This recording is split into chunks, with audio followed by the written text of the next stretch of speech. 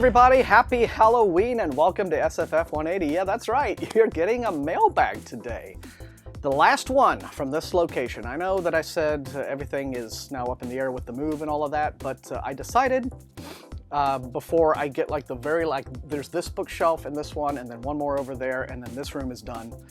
Before I get everything out of here finally, I want to go ahead and unwrap the very last packages, the stragglers that are still coming to this address. I know that I'm already getting packaging at the packages, there we are, at the new address.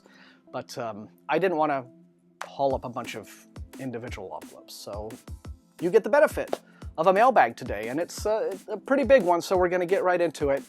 But just want to say one more final thank you for Halloween 2016, 10 videos in 10 days.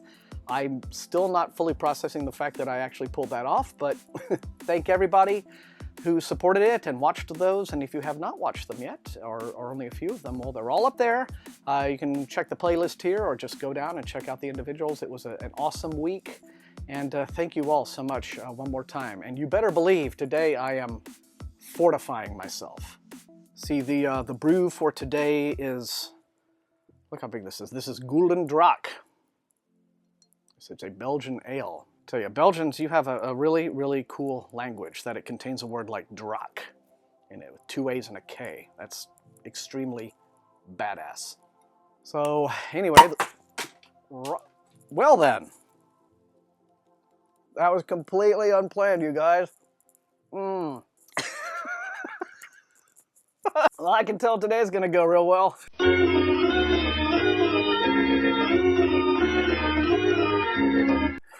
Okay. Everything about this week has been great. Okay, well, it is good ale, I will tell you that. You all now have the distinct pleasure of watching the very first and only pants-free episode of Mailbag Monday. You're just going to have to take my word on the details there. But without further ado, let's get into these books, shall we? All right. That's good stuff. Good stuff. All right, who do we have here? This is from... I don't know who this is from. Okay, well, what a good way to start off. This is the physical copy of Cassandra Claw's Hammers on Bone, which just happens to be the book that I reviewed for my final selection, Day 10 of Halloween 2016. That review went up this morning at midnight, so check that out. This is essentially a combination of Cthulhu mythos meets film noir, you know, Raymond Chandler stuff in the mean streets of Croydon in London, and so you know, battling monsters. And so good stuff, lots of fun. I really, really enjoyed this, but I guess this is out right now from Tor.com Publishing. It's a crazy exploding Belgian beer. What do we have here? This is something from Simon & Schuster.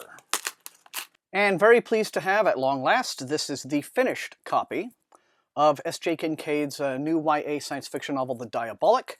You will probably remember that I have already had arcs of these on the show, but this comes out tomorrow, November the 1st, and it is about a character named Nemesis, who is a Diabolic, a humanoid teenager created to protect a galactic senator's daughter, Sidonia. The two have grown up side by side, but are in no way sisters. Nemesis is expected to give her life for Sidonia, and she would do so gladly. She'd also take as many lives as necessary to keep Sidonia safe. When the power-mad Emperor learns Sidonia's father is participating in a rebellion, he summons Sidonia to the Galactic Court. She is to serve as a hostage. Now there is only one way for Nemesis to protect Sidonia. She must become her. Nemesis travels to the court disguised as Sidonia, a killing machine masquerading in a world of corrupt politicians and two-faced senators' children. It's a nest of vipers with threats on every side, but Nemesis must keep her true abilities a secret or risk everything. All right. Sounds very cool, and comes out tomorrow. Like I said, Simon & Schuster, YA. And a little package from Pyre, from Prometheus Books. All right, this looks kind of neat. This is an arc for a book called Department Zero. The author is Paul Crilly, and this comes out on the 24th of January from Pyre, and it says it's for readers who enjoy genre-bending humor, Douglas Adams does Bond by way of Lovecraft with snark, adventure, and interdimensional travel. Harry Priest just wants to make sure his ex-wife doesn't take away his visitation rights, but when Priest stumbles through a portal, he finds himself in a world full of monsters. There are thousands of these doors, thousands of different worlds, and after accidentally killing a member of the Interstitial Crime Department, Priest is recruited as a member of Department Zero, tasked with cleaning up any and all supernatural crime scenes. A secret society of Nazis from another reality, well, why not? Let's just throw in Nazis. The cult of Azathoth have come to our world looking for the Spear of Destiny to bring back Azathoth and the Great Old Ones, among them Cthulhu himself, from their prison in a timeless dimension. Priest and Department Zero must travel between realities to a Britain where it's always 1899, where Queen Victoria has ruled for 101 years, to track the spear through a realm of floating cities, and to demon realms to fight the cult of Azathoth for the fate of humanity, all in time to say goodnight to his daughter. I think this sounds like lots of fun. What do you guys think? Anyway, Department Zero comes out January 24th from Pyre. Let me know in the comments. And next up, a random Penguin title. You know what? I'm not entirely sure, but I think I may have already gotten a finished copy of this, but they apparently have sent me another. It is The Operative. This is the sequel to a book called The Courier. The author is Gerald Brandt. It's the second in his San Angeles series. And yeah, let's see. I do believe I did get this, but just in case, Chris has been training to become an operative, it says, within the Resistance, and just as her training is nearing its end, their compound is destroyed by a surprise attack. Ready or not, Chris and the other trainees are recalled to the dangerous metropolis of San Angeles, but their transport is shot down, and Ian Miller, the man she loves, is captured. Someone, it seems, is using him to get Chris. With the help of a retired operative with PTSD, and the mysterious man who fled the scene when Chris's parents were killed, Chris searches for any sign of Ian. As the corporations battle civil unrest and each other, the city slowly shuts down. Chris and San Angeles are running out of time. All right, well, this comes out tomorrow. If you read The Courier and enjoyed it, let me know in the comments. But I would like to read both of these, and now that I have them, might as well. But it sounds like it, has traces of influence from, 80s and early 90s cyberpunk, perhaps. Or just that kind of Blade Runner-y, grungy future setting, but near future. But The Operative, again, from Daw by Gerald Brandt, tomorrow. And more random penguins! They just keep waddling into my house. All right, this is The Magician's Key, and if you remember from maybe like 2 or 3 episodes ago on the Mailbag, I had gotten the arc of this as well as the first book in this series. This is a middle grade series. The first book was called The Peddler's Road. And the publicist really went out of her way to get me all this stuff. But anyway, this is a part of a trilogy called Secrets of the Pied Piper. And I don't want to give away too much, but it's about a couple of boys, Max and Carter, and it has to do a bit with the Pied Piper legend, involving elves, and but very much middle grade adventure stuff.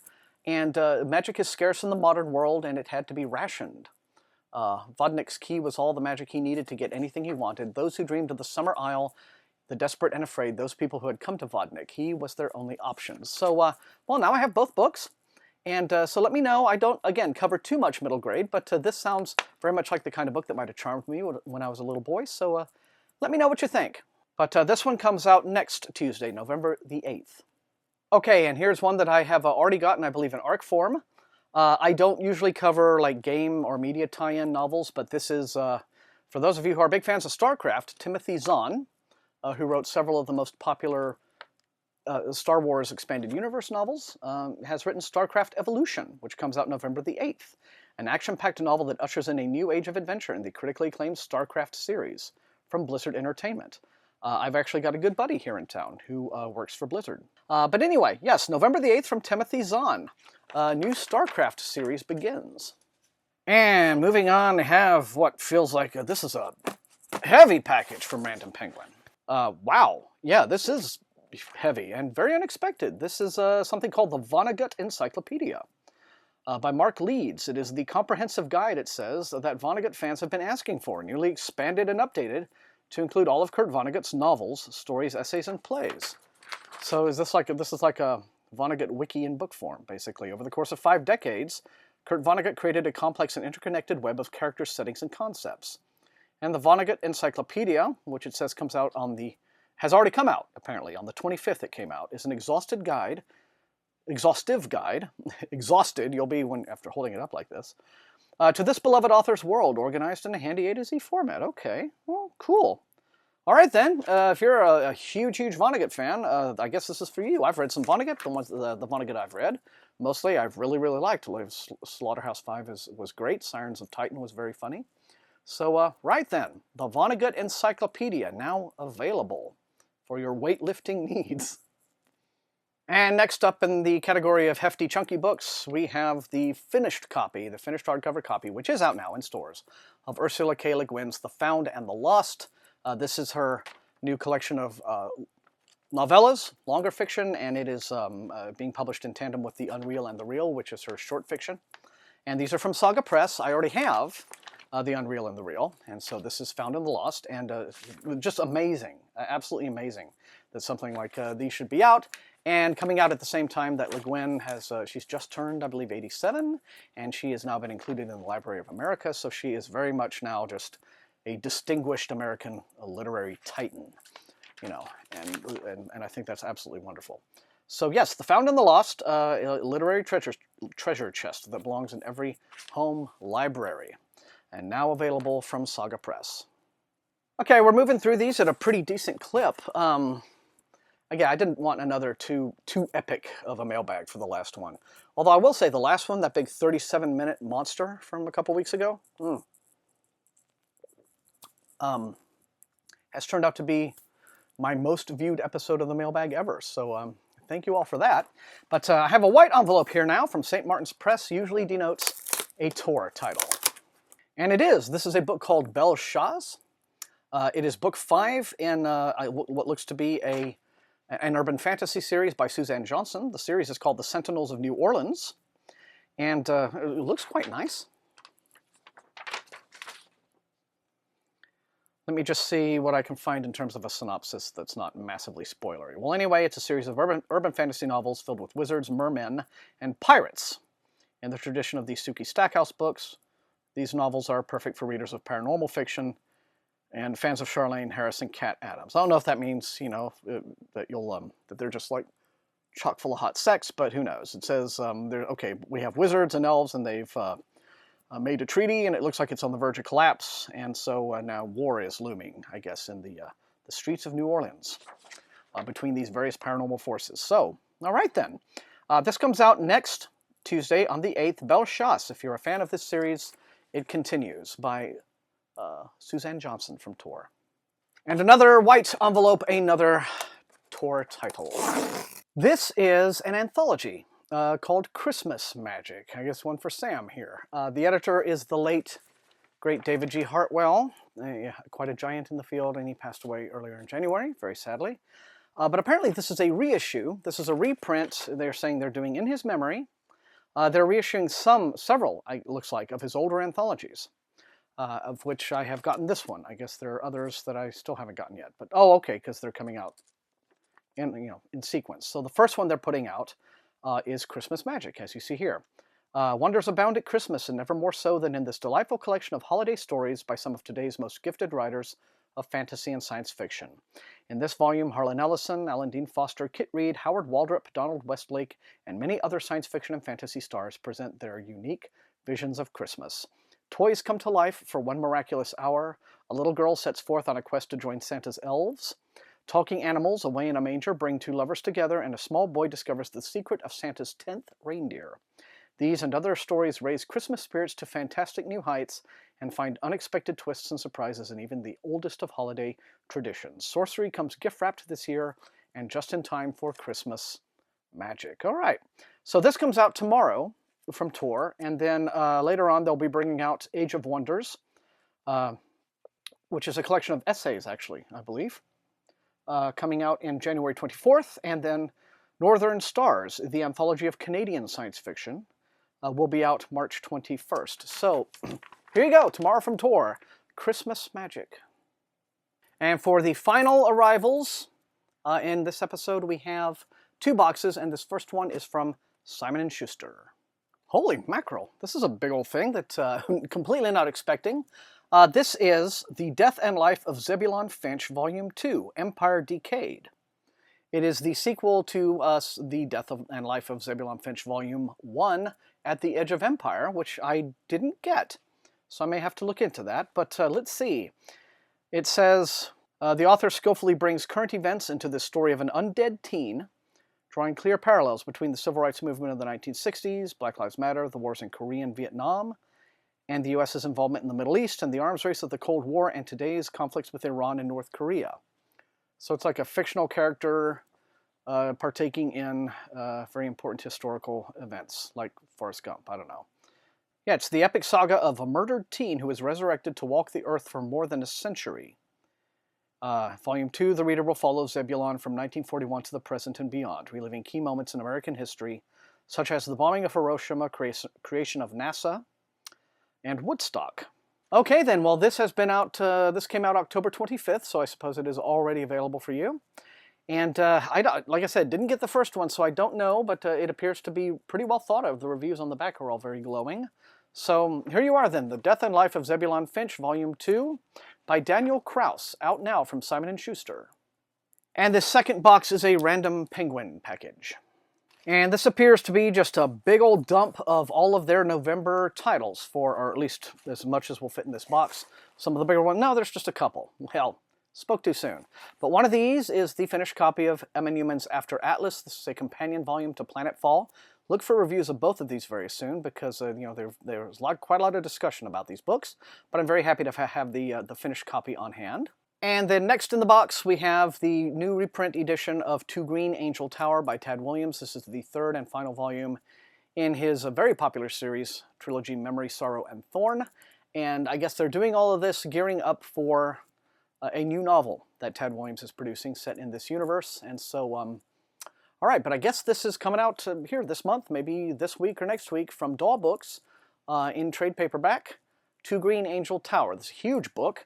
I know that it's like 1,100 pages of pretty small type. The mass market version was broken into 2 volumes, so it's a doorstopper epic fantasy for those of you who like that kind of thing. And that is it for the mailbag on this Halloween 2016. Thank you all so much for watching. I'm going to sit here now and enjoy my Gulden Draak, and I hope all of you enjoy whatever it is you're doing for your Halloween night. Wow, the very final mailbag from this location. I'm going to miss it. But let's say, give or take, I'll see you guys here again in about 2 weeks' time. I'll be set up at the new place, and we will recommence our regularly scheduled programming at that time. But I just want to thank you all once again for all this support for the channel over these years. Bit of a bonus announcement for those of you who have stuck through to the end here. My 3rd anniversary on BookTube sort of quietly came and went on the 28th of October. I was, all caught up in Halloween that week, so I didn't really do anything to commemorate it. But if you guys want some amusement, you can check out my very first awkward and kind of stumbling episode of Mailbag Monday from back then. But it's been a great 3 years. I've made wonderful friends, and I just want to keep doing this, and doing this indefinitely. I could go on, forever, as far as I'm concerned. Well, I won't go on forever, but you know what I mean. As a figure of speech, the use of the word forever as a figure of speech. There we are. Okay, well, thank you guys once again for joining me, and remember, if you enjoyed watching, like, share, and sub to the channel if you have not done so. That is what helps the channel to grow. Check out my TeePublic store for cool shirts and merch. And until I see all of you wonderful folks next time, happy Halloween and happy reading.